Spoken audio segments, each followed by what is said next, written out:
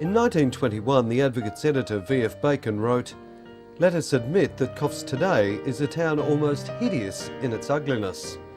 Except for a few stately homes, not unlike those on South Solitary Island, and a couple of brick hotels, the urban scene was one of box-like wooden houses, unlined, unpainted, and fronting tracks that were bog holes in the wet and dust bowls when dry, the town surrounded by dead ring-barked trees.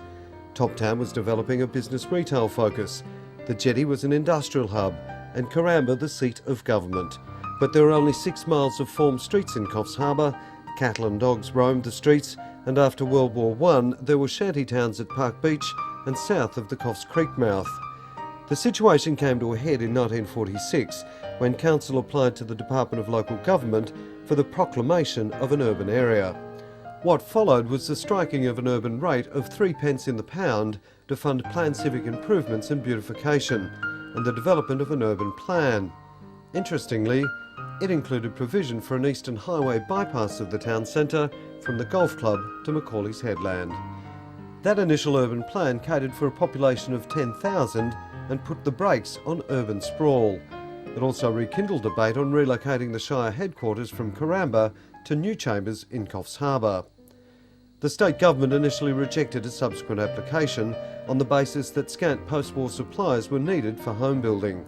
It relented though, and in 1951 Mrs Archibald's house in High Street was transformed into the new chambers for the Dorrigo Shire Council.